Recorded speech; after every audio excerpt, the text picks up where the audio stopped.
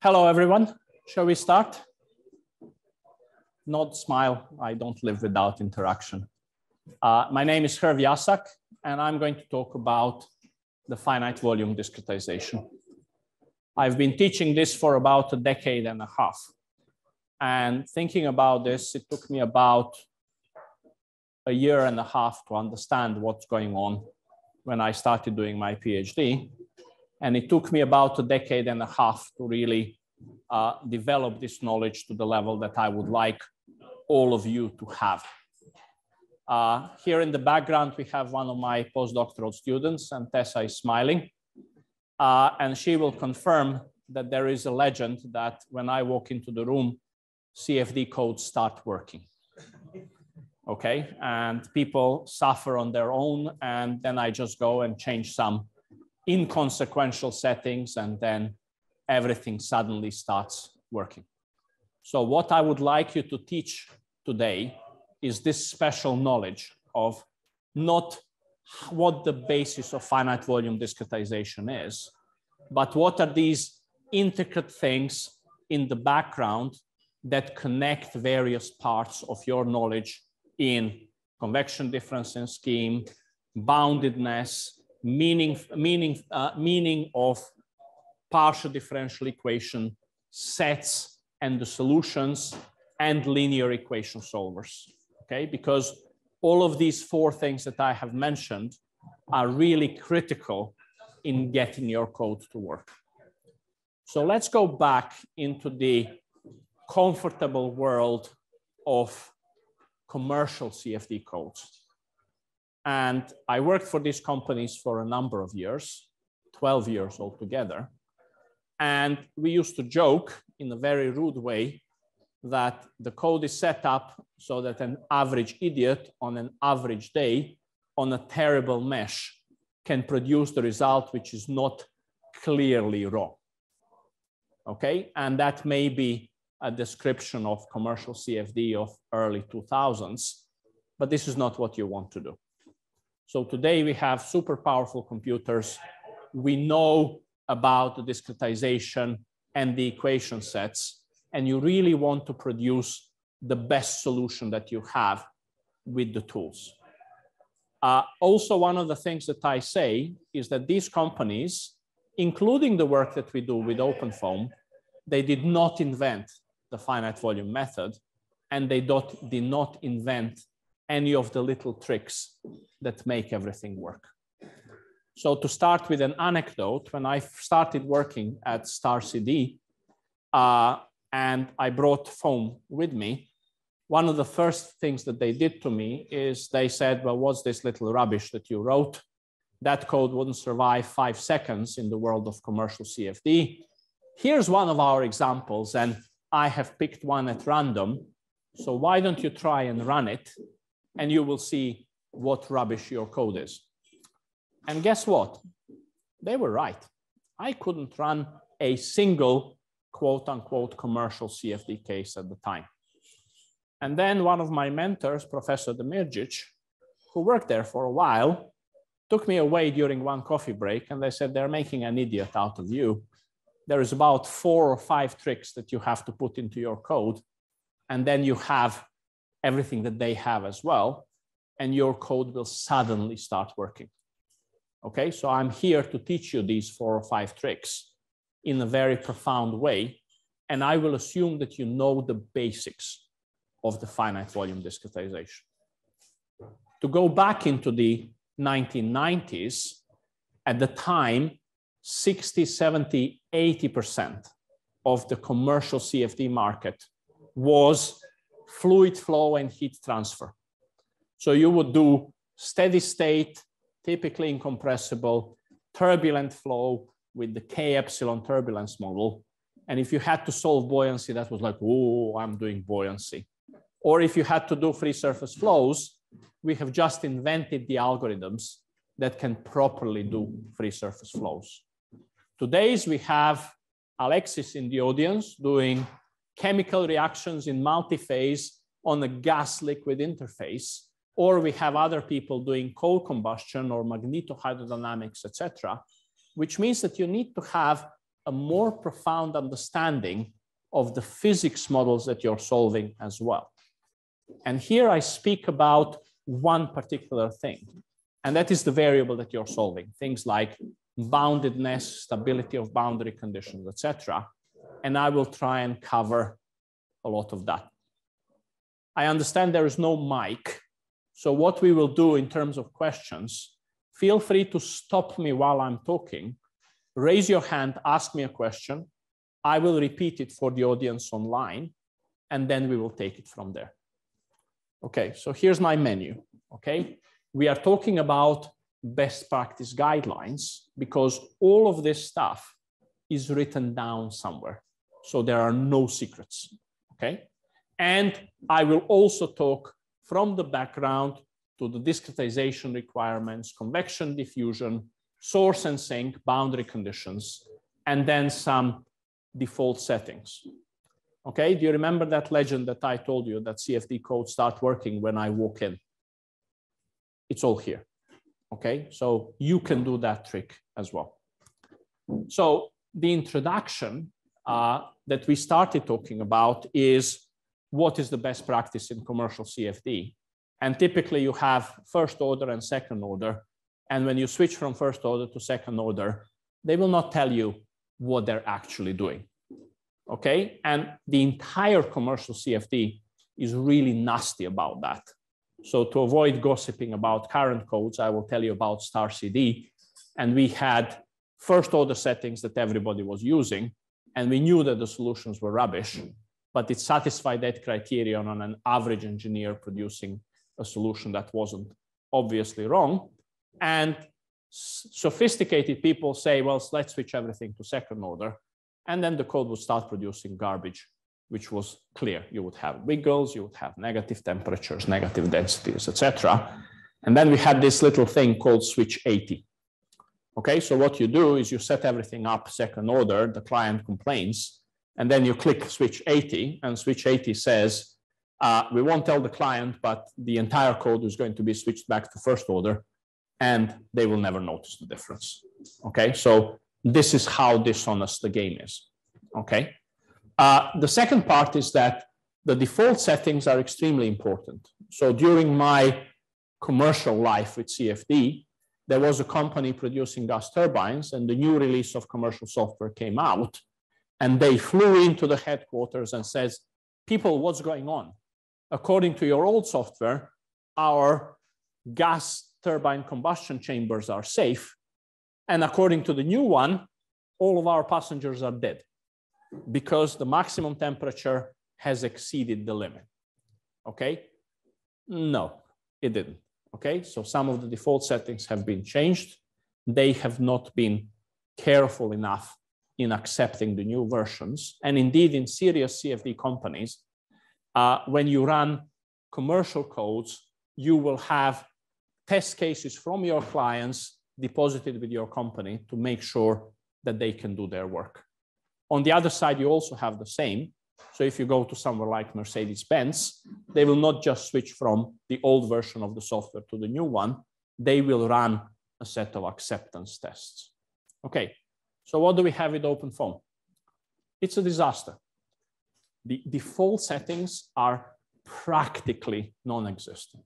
Okay, so if I feel like doing a backward-facing step with steady turbulence incompressible flow, I'm going to put some stuff in there that is going to look plausible, but apart from one package that I've been working on, this is not guidance of how you should run your code. Okay, so at my company, we developed something called the Naval Hydro Pack, where we have a specific set of tools to do naval hydrodynamics. And there I really worry about default settings because the system is so complicated that I can't teach it in an hour. Okay, so that means that the tutorials may be with the settings that are appropriate for the case, but they may not be appropriate for everything. I think we had Timofey in the audience earlier. He's doing turbulence modeling, okay? And if you're doing turbulence modeling to calculate resistance around a Formula One car, or you're doing larger dissimulation with resolved near wall layer, the settings are necessarily different. So the fact that I can't give you defaults is in fact not a bad thing. The only good thing that I can do to you is to teach you how it's done. Okay, so the finite volume method really depends on the mesh structure. Okay, if you go back in history, everybody used Cartesian meshes because they were so cheap and easy, and our computers were so puny. Okay, nowadays the cases are much bigger.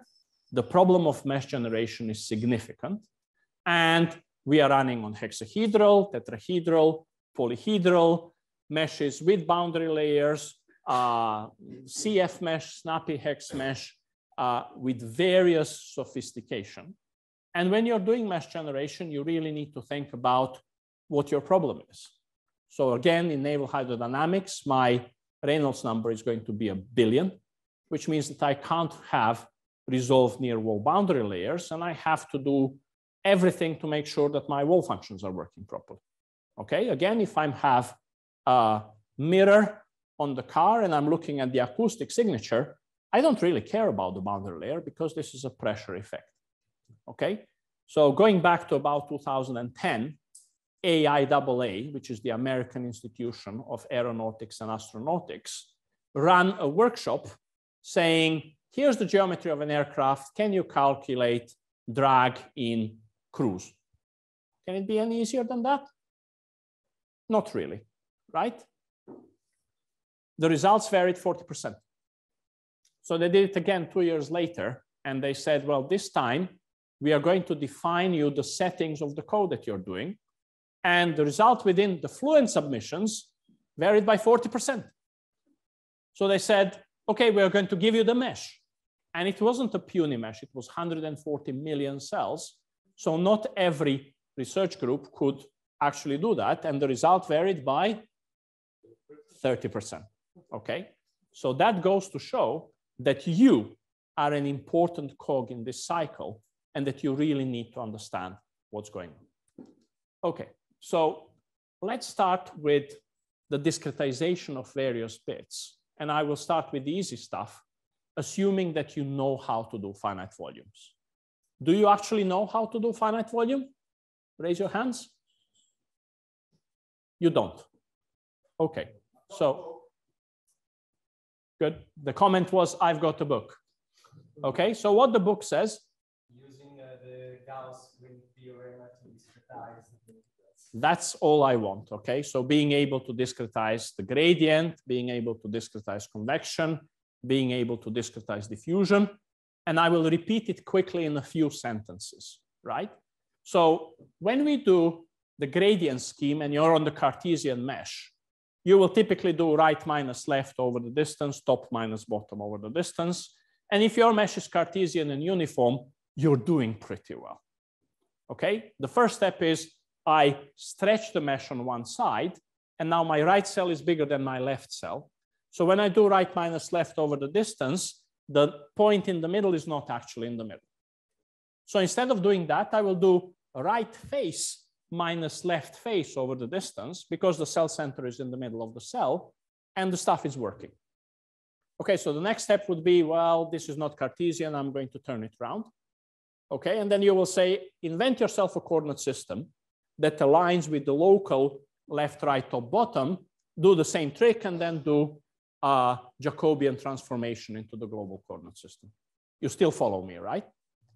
So the next step will be, yes, but I give you a triangular mesh in 2D, and there is no right and left, okay? But the idea is that we can go into the Green-Gauss theorem and recognize that right and left basically means look in the X direction, and top and bottom means look in the Y direction. So if I have a triangular cell, okay, I will have a face area vector which points in a given direction. So what I will do is I will interpolate the values onto the face, which brings me to that second step, okay, and do 1 over the volume, sum over the face areas, multiplied by the value of the face. So is this a good gradient? It's okay. However, I have to worry about second order discretization. So if you look into that book, you will find out that I have to discretize everything to second order. And I want that point where I'm interpolating F to really drop at the center of the face. So what if it doesn't? Can you imagine a mesh like this? Of course you can. You take a hexahedral mesh, you wrap it around the corner, the two cells are like this, and the connection will miss the face center. Okay, so what that does is it drops the order of discretization to first order.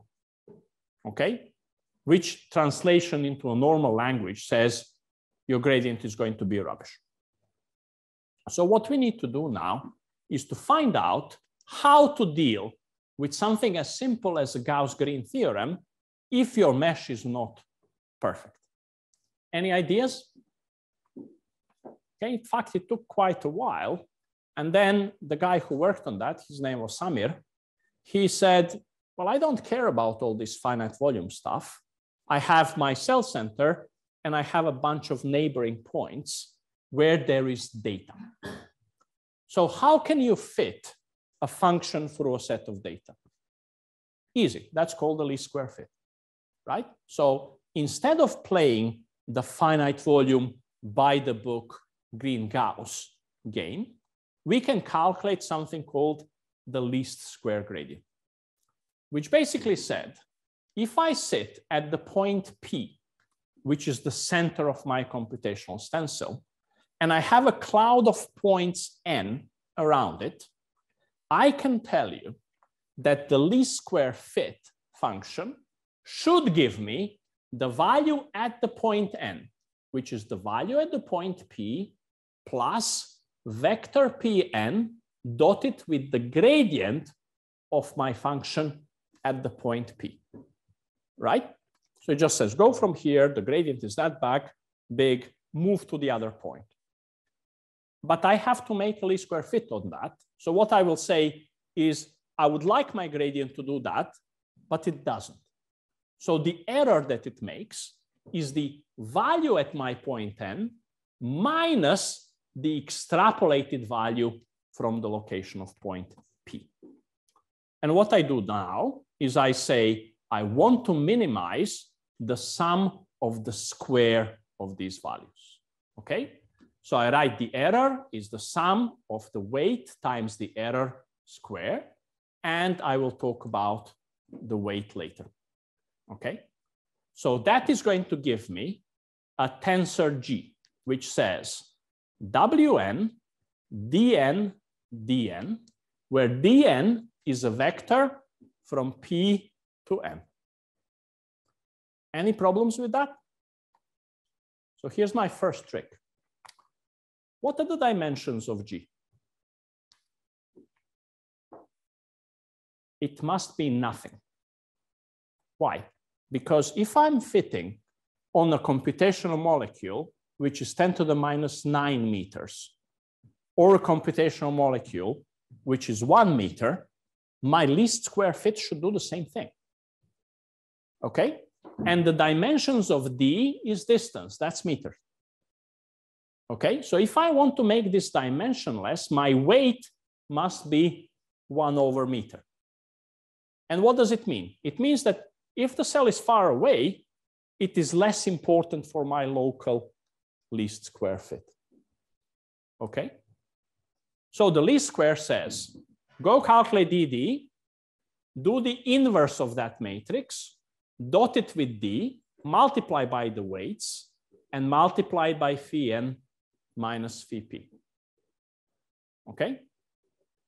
The good thing about it is that this gradient is always second order accurate. What's the bad thing about it? Here's one. When we do the volume integral of some function, we are going to convert it into the surface integral. So when we talk about the finite volume discretization, we will say things like, this is strongly mass conservative. And what comes out of one cell comes into the other cell. Well, that's true for this gradient because I do stuff with the faces. But here, I lost the faces altogether, right?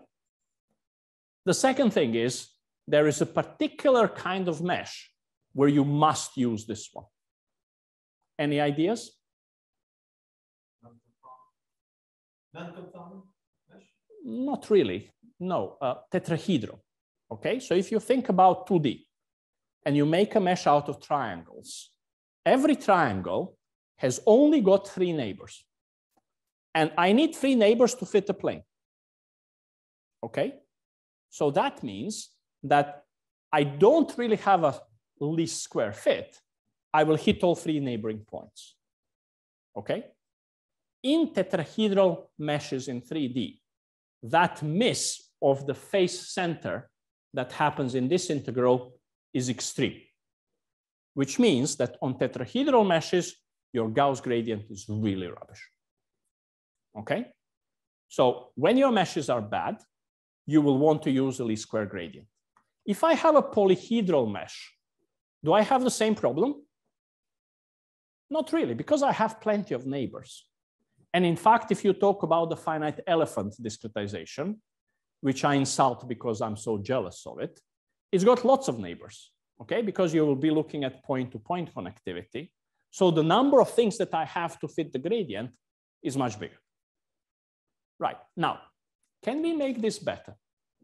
Right, so what I said is I have my point P, and I have a cloud of points N around it, okay? At each of those points, I have a value.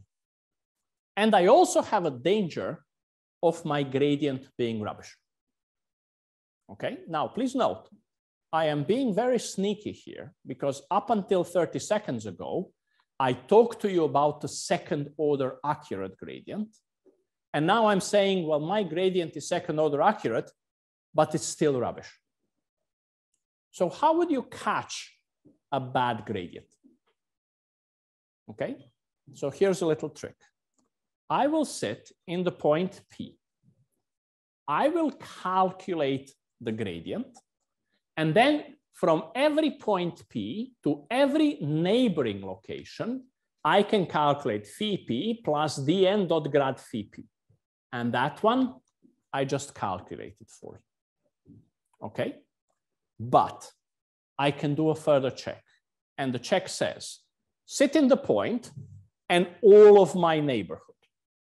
The gradients that I'm pointing to, which is that one there, phi P plus dn dot grad phi P, is the extrapolation line from my center point to other points in the cloud of points where I have data. I will look at that cloud of points, including point P, and I will say, what's the minimum value in the cloud? And what's the maximum value in the cloud? Okay? If the extrapolated value is higher than the maximum or lower than the minimum, then my gradient is rubbish. Hang on, I just killed your second order accuracy. Yes, I did, but this is because the gradient was rubbish in the first place. Imagine if point P is the local minimum. What should be the gradient? Well, 0, right? So my cutting algorithm will actually chop it off and make it more reliable, because otherwise I depend on how randomly, luckily or unluckily, my neighboring points have been included. So what did I teach you so far? Gauss gradient, least square gradient, cell limited gradient. Okay, so if you have your gradients and there is something wrong with them, you can use the gradient limiter. In fact, in newer versions, there will be lots of limiters and not just this one. This one is called min-mod. You can have things like Venkatakrishnan limiters, which are differentiable and help with the convergence of your code, etc. Assume that I have set my file, my case, and I haven't used limited yet. So how should I know that that rubbish results have happened, that I need to switch to this one? What is the point that I realize that? Let me just repeat your question, okay? So you're asking me that in your simulation that you run, how do you know whether you need to switch that on or not? The answer is coming, okay? The obvious example is, well, if your flow blows up and you don't know why, the first thing that you will do is switch all the convection scheme to upwind, put the gradient limiter, and then try and find out why. If the reason is something else, like inappropriate relaxation coefficients, bad boundary conditions, etc., run it with the limiter, switch the limiter off and see what happens. Typically, the problem is somewhere else, but if your mesh is bad, you may have to run with the limiter. Okay, now, notice this first step that I mentioned, which is the difference between second order accuracy and rubbish. Okay, so when I'm really serious about cases, I will perform mesh refinement studies. And even if the limiter is switched on, I can still get second order convergence if my series of meshes is okay. If I'm not, then my bad meshes can be really too bad, and I need to go back and repeat the mesh generation step. Okay, I will come back to you with gradient comments later on. Okay, so you don't need to know about this one. Let's talk about the convection operator. Okay, we are solving partial differential equations of the form d phi by dt plus div u phi minus div gamma grad phi equals source. What kind of properties can we solve that for? Turbulence kinetic energy, velocity, temperature, concentration. Okay? And how can you tell that my solution for concentration is rubbish without digging through the system of equations that I'm solving? Easy. If I have a value of concentration of minus 0.3, my solution is rubbish. Why? Because there exists a set of physical properties like temperature, concentration, turbulence kinetic energy, which have natural bounds. Okay, so if my model includes temperature and an equation of state, which says rho equals P over RT, my pressure and temperature must be positive because the temperature cannot be negative. But why are you telling me this? It's obvious. Okay, because if for whatever reason I create a negative temperature in the system, my source terms become sink terms. I'm multiplying with the density, which is negative, and the code will not survive 3 time steps. Okay, so what we need to recognize is there are variables that contain natural bounds. Can you give me a variable that doesn't have natural bounds? Perfect. Okay, because the velocity component ux can take any value from minus infinity to plus infinity, and it goes smoothly through 0. Okay, can you give me other variables that I really hate, which have got similar behavior? Okay, you heard Professor Giannakoglu from Athens doing adjoint simulation. Okay, so the velocity adjoint, turbulence kinetic energy adjoint, temperature adjoint is the derivative of the velocity with respect to something that can smoothly go from minus infinity to plus infinity, and in 0, it will blow up my discretization. Consequence, you need 200,000 iterations to converge the system. Oh my God. Okay, so let's forget variables like that and talk about my basic variables. Okay, so on Tuesday, tomorrow, you're going to have the aging Dr. Chris Marooney, who used to tell me that convection is actually a coordinate transformation. Okay, so we have one physicist in the room who understands what that means. But basically what you expect is to take some stuff from one place and move it to the other place.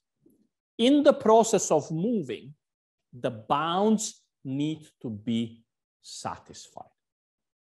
Okay, in the process of discretization, I'm going to convert my equations like diff-u into the system of linear algebraic equations, which say AP phi p plus sum of AN phi n equals B. Okay? The way I said it, AP and AN have got a different sign. Don't like that. So let me rewrite that system in the non-OpenFOAM way. And I will say AP phi p equal sum of AN phi n plus B. Now, both AP and AN are positive. What does that mean? If I sit in P and the value in N goes up, my value will go up by AN over AP. Got it? So if my AN is positive, as my neighbor goes up, I go up. As my neighbor goes down, I go down. So the boundedness that I talked about in the convection operator is satisfied. What if my AN has got an opposite sign? As AN goes up, I go down. As AN goes down, I go up. Ugh. Don't like that. Why? Because the operator that I'm discretizing says my phi needs to preserve its bounds, and the discretization says your off-diagonal matrix coefficients has got the wrong sign. Right? What does that mean? First, let's take a look at the one from the book, which says use central differencing.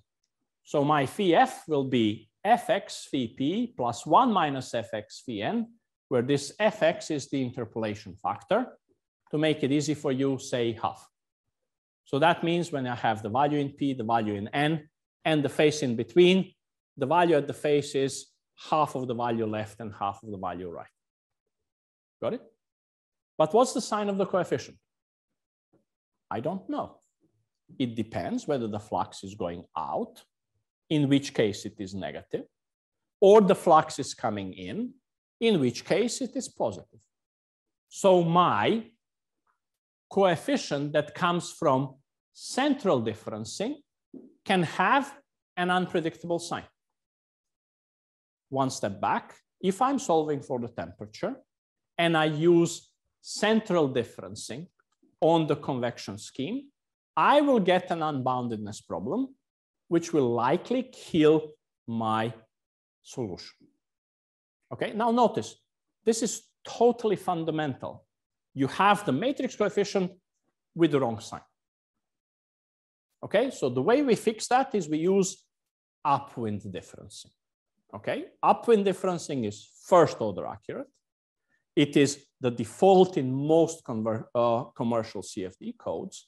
And it basically says, if the flux is going out, take phi p. If the flux is coming in, take phi n. Okay, and suddenly what I did was to kill all the matrix coefficients with the wrong sign. What's the price?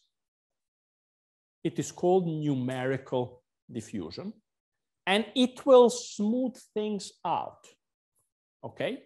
Which may make my solution wrong, but it's not as easy to see as negative density. Okay, can you play a game with me, please? In between us, there is a face, okay? And I usually do this with pens, but I'm out of pens at the moment. So let us imagine that the flux is going in your direction and that what we are transporting is pens. Okay, I have 3 pens, you have 1. 3 plus 1 is 4, divided by 2 is 2. Okay, so out of my 3 pens, I will give you 2. Are you happy? Yeah. I'm happy as well, because the concentration of pens is bounded by 0. Now let's play a different game. You have 3 pens, I have 1. 3 plus 1 is 4, divided by 2 is 2. I have to give you 2 pens, but I only have 1. So if I give you 2 pens, my value will be -1, which breaks the discretization. Okay, so what I showed you now is central differencing. Let's do upwind differencing. You have 3 pens, I have 1. The flux is going from me to you, which means take my value. I will give you 1 pen and I will stay at 0. So the solution is rubbish, but it is bounded, right? So for that reason, you have to worry about convection discretization schemes in bounded variable transport. What about velocity? Who cares, right? Well, not quite, because with linear discretization, you will get second order accuracy, but it will carry something called the dispersion error, okay?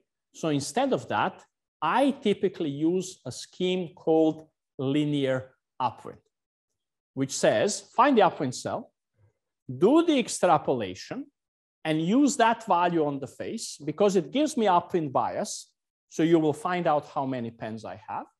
It is formally second order accurate, and the guy who told me this was an old fat American guy who said, I don't know, I use this one because it works, okay? And this is really the only reason that I have. Okay, so in fact, you can use any of the second order schemes. But when you're dealing with the scalars, you have to worry about phase interpolation. So how do you worry? My first ever paper. Okay, there is a whole family of convection discretization schemes. I wrote a paper on it myself with something called the gamma scheme.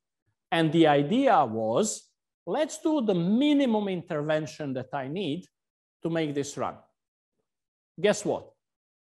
I'm not using it anymore because it's got 1 free parameters, and there is one called Van Leer, which has got no free parameters. Okay? All of these schemes are a combination of first order stability and second order accuracy.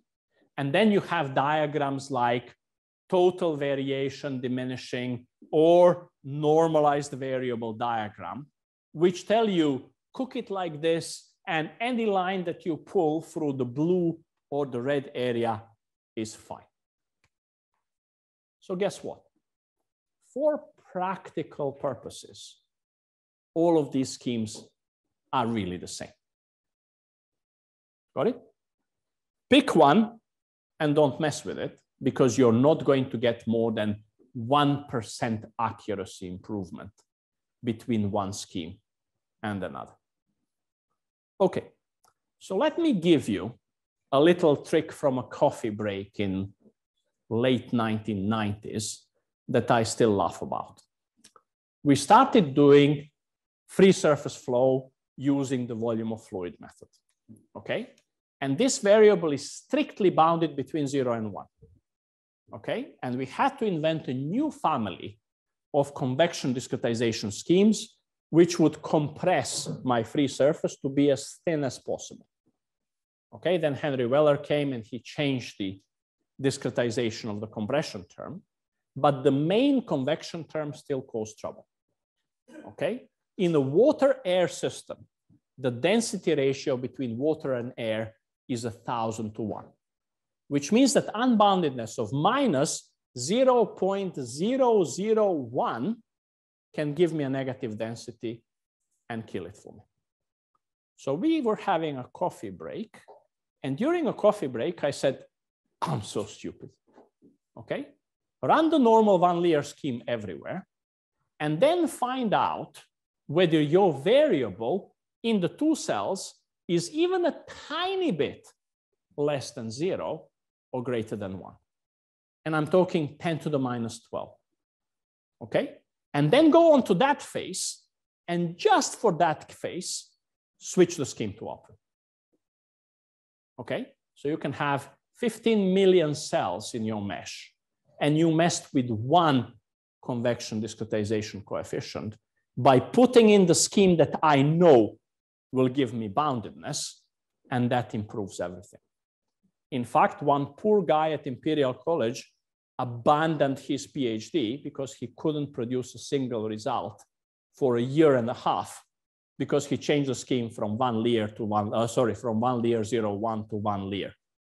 Okay, so even little stupid tricks like that work. Okay, so think about the variable that you're solving. What are its natural bounds? And if you study the partial differential equation, say for a turbulence model, you will find out that the source and sink terms in the K equation do not allow K to be negative. So we need to take this one step further and make sure that the discretized form does the same. Okay. What about diffusion? Okay, so this is where I'm most jealous of the finite element discretization, because the finite element discretization does diffusion much better than the finite volume. So I will start with the volume integral of divergence gamma grad phi. I will convert it into the surface integral that I will convert into the sum of integrals over the faces.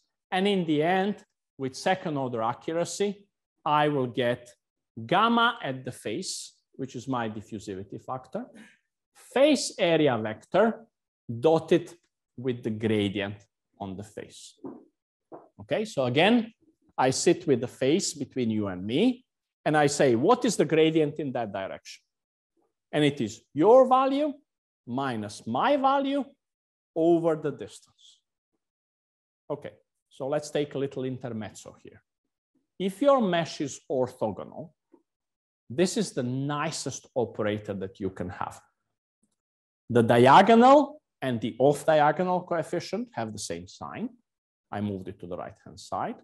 The diagonal coefficient is equal to the sum of the off-diagonal coefficient, and diagonal dominance will be achieved by having Dirichlet boundary conditions.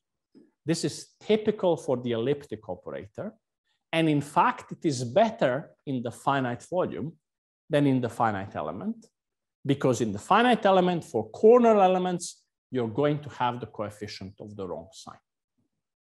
The matrix that you get is called the M matrix, and it is guaranteed to produce the smooth and bounded solutions.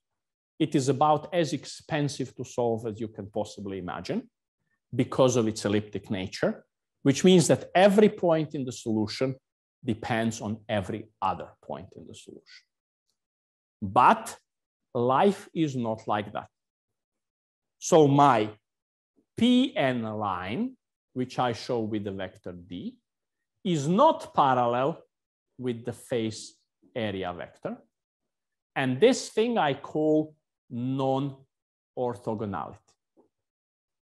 Okay, so when I teach my CFD course, I usually say, well, this matrix that we made is as perfect as it can be. And if you walk through a jungle with a gun for pink elephants and you find a gray elephant, well, you paint it pink and then you shoot it, right? So what we will do is we will keep the part of discretization that we like, and then we are going to introduce a correction term. Okay, so how big is the non-orthogonality here? The non-orthogonality is defined for each face in the mesh, not each cell, each face. Okay, please remind me to talk about non-orthogonality in the boundary because I'll usually forget. And it is the angle between the face area vector, which is normal to my blue face F, and the D vector. Okay, so it's this angle here. It's what, about 40 degrees. How bad are your meshes? Well, it depends. Okay, below 60 degrees, I don't even blink because there's going to be no trouble. 70, 80 degrees is routine. When you start working with industrial meshes, they will give you non-orthogonality of 85. From time to time, I get non-orthogonality of 89.9. Okay, so that means that these two vectors, S and D, are almost 90 degrees to each other. Can you have more than that? As Obama would say, yes, you can. Okay, but in that case, the mesh is so rubbish that whatever I do, I will use the excuse of a rubbish mesh to make the code run. Okay, can we ignore the non-orthogonality term? Okay, the test says, as you refine the mesh, does this error disappear? No, it does not. So the way that I'm going to do it is I will recognize that I like neighbor minus owner over the distance. So I'm decomposing my face area vector S into one called delta that I like, which is parallel with Pn, and K, which is the rest, such as the angle between S and K is 90 degrees. This is not obvious because as the non-orthogonality gets bigger, my correction gets bigger as well. Okay, and that is because my points P and N are in the wrong place. So what you can think about now is, well, it's the points that are in the wrong place. Why don't I invent the two new points which are in the direction of S? And in fact, that's the same story. Okay, so how am I going to introduce that? I'm going to say the implicit part of the matrix, which gives me the M matrix, will be neighbor minus owner over the distance multiplied by the face area. And the other part will be plus Kf, which is that one, multiplied by the gradient of the variable at the face. Where does the gradient come from? The only thing that I can do is calculate the gradient in cell centers and interpolate it on the face. Do I need to use upwind differencing here? No, because this has got nothing to do with convection. The directionality of transport doesn't matter. Okay, so for the fluent fans, let me ask you a different question. Gamma, which is the diffusivity coefficient, is also interpolated onto the face. Which interpolation scheme should I use? Upwind differencing? No, right? So central differencing works. And for the fluent fans, they will say, well, but if gamma varies a lot, you really need harmonic interpolation. Okay. So where do these various terms end up? That part here makes me a matrix, and the matrix is as pretty as you can imagine. But the right-hand side term ends up in the right-hand side of my AX equals B system. What do you know about it? Nothing. Is it big?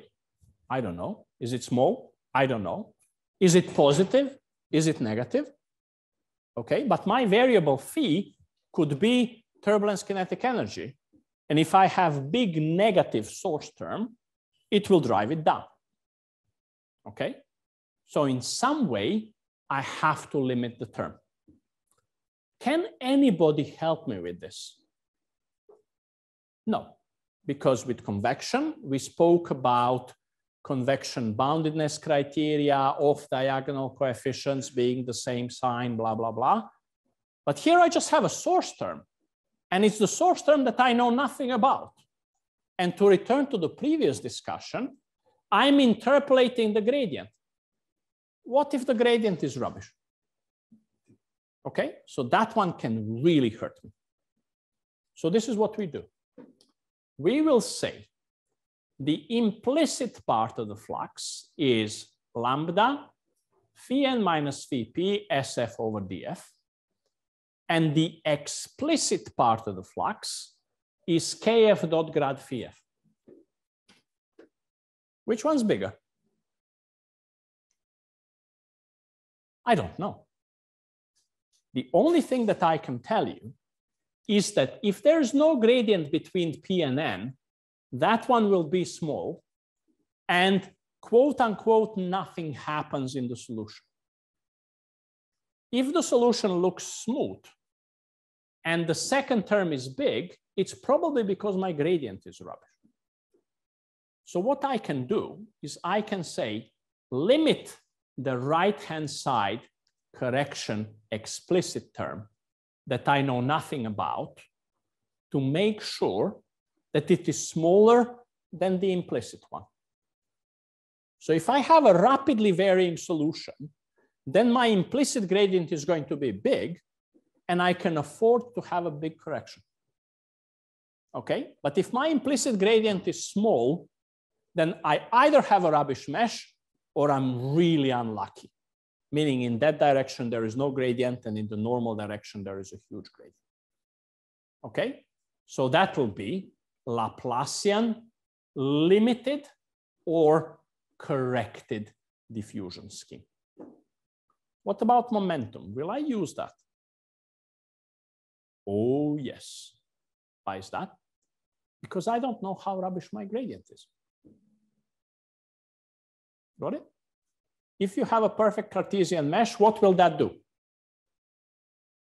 Well, nothing, right? Because my vector k will be 0 because delta and s will be parallel. Okay, so if you'd run check mesh and your mesh non-orthogonality is 12 degrees, that will probably do nothing for you. Okay, but if your mesh non-orthogonality is 88.7 degrees, then you should consider it. Got it? Let's just pick another favorite part of my, well, two favorite parts. Okay, K epsilon turbulence model. Who knows about, yeah, go ahead. I will. Okay, I will talk about the source and I will talk about the boundary. Okay, and I will hurry up to make sure that it all fits. So who knows the source terms in the K equation in OpenFOAM? Okay, so you're going to have two terms and it says G minus epsilon. Okay, and G is the square of the gradient of the velocity multiplied by turbulent viscosity. Is that a source term or a sink term? How do you know? It is a source because it is the square of something and the square is always positive. And the other one says minus epsilon. Okay, and epsilon is always positive, but it's got a minus in front of it. So that makes it a sink term. Okay, so how do you know that the sink term is not going to drive K negative if it's too big? Right? So in fact, the way we discretize it is we say it is epsilon old over K old multiplied by K new. And because it's multiplied by K new, epsilon old over K old goes into the central coefficient AP. So while I'm running my iterations of a linear solver and my K decides it wants to go to 0, the term will switch itself off before it drives K negative. Got it? And by the way, it helps with diagonal dominance and blah, blah, blah, making the system more easy to solve. But the point of this message is when you see source terms, you have to worry about this SP because that's the one that can drive you through 0. What if I have a concentration that is bounded between 0 and 1?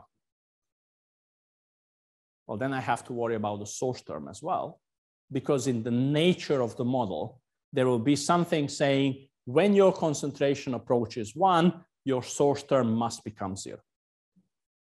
Got it? And that I call the curious property of an empty box. So what's the curious property of an empty box?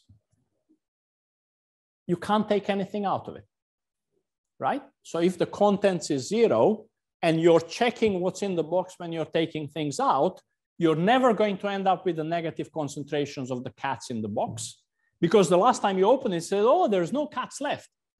So I can't take one out. And that is what the discretization tells you. Okay, so let's talk about boundary conditions. Okay, I have an inlet patch with a negative flux, okay, meaning the flux is going into the box and my phase area is pointing out. And I will specify the value of my turbulence kinetic energy at that point. Is that okay? Okay, so I will specify the value at the boundary, 3.7. The flux is negative, 3.7 multiplied the flux, doesn't depend on the value in the cell, move it onto the right-hand side, which flips its sign, and that makes it a source term.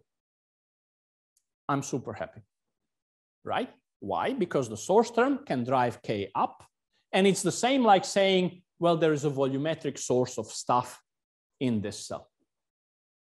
What happens if I have a fixed value outgoing flux? Then the flux is positive, velocity and the phase area go in the same direction. I say multiply by 3.7, flip the sign, move on to the right-hand side. I have an uncontrolled negative terms, which says take 3.7 cats out of my box, but there are none in it. Okay, so my Dirichlet convection inlet condition is stable, but my Dirichlet convection outlet condition is not. I can't have it. So the way that I would do that is please check how many cats there are in the box, meaning use the zero gradient or a fixed gradient boundary condition on the convection term for the outlet. If you don't know whether your flow is inlet or outlet, what do?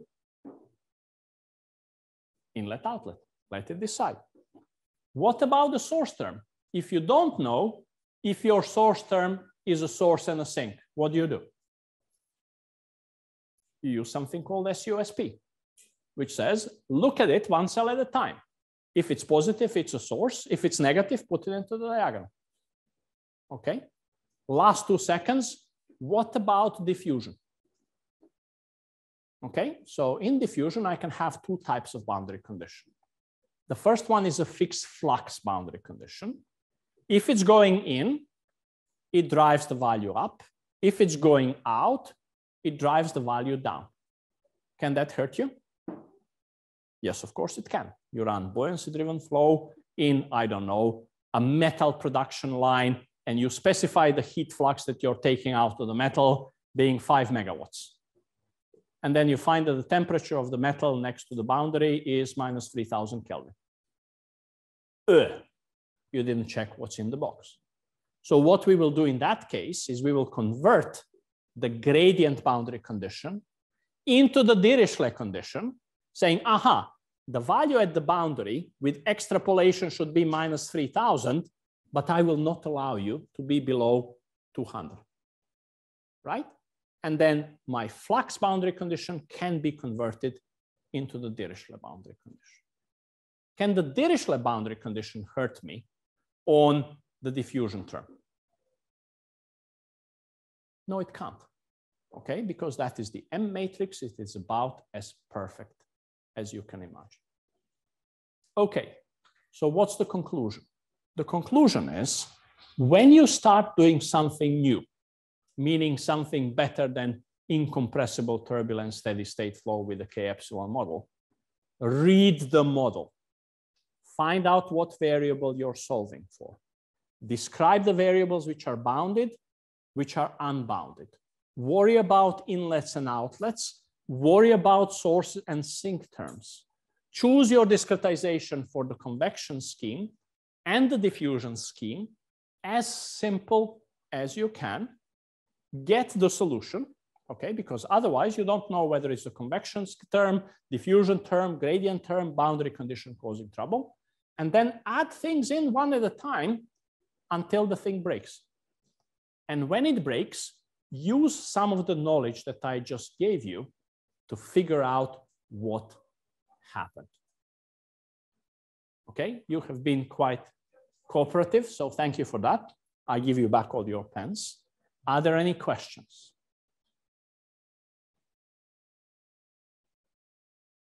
Anyone still awake?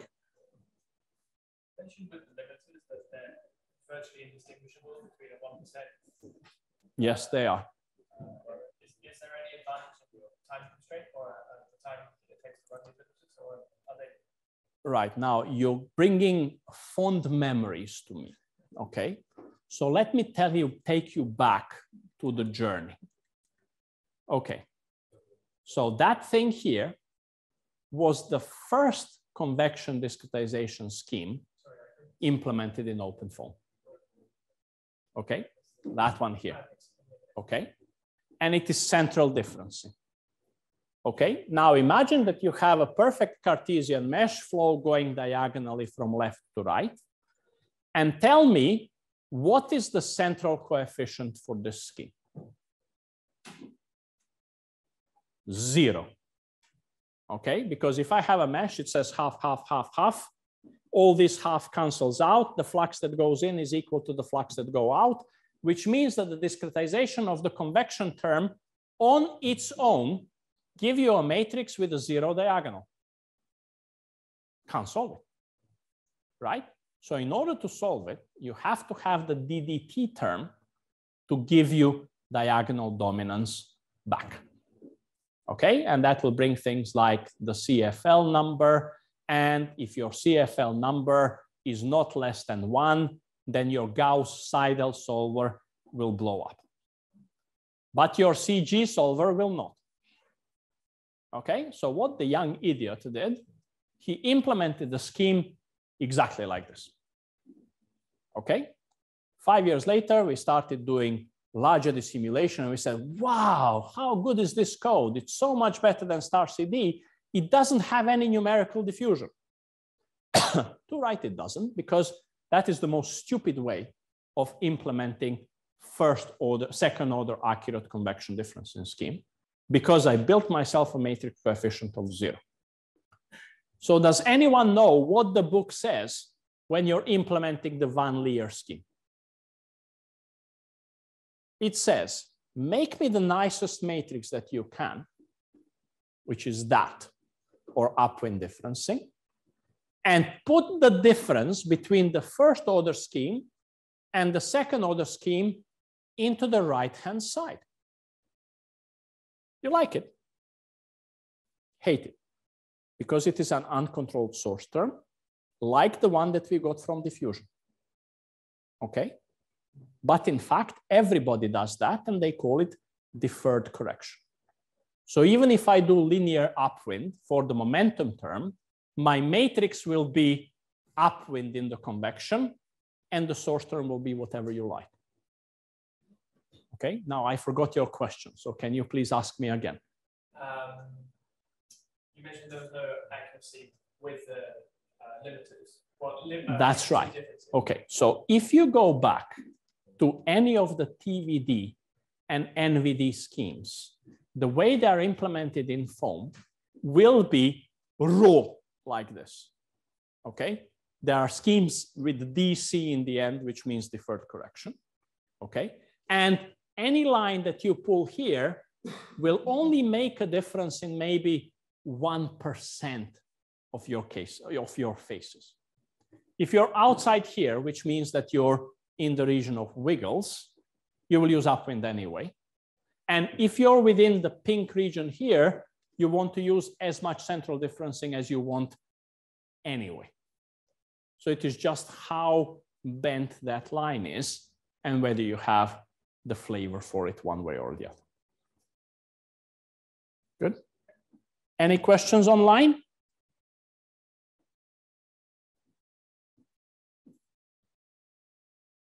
No, everybody is very quiet. Are you more clever now than when you came in? I hope so. You're all smiling. So thank you for that, and enjoy your lunch and the rest of your conference.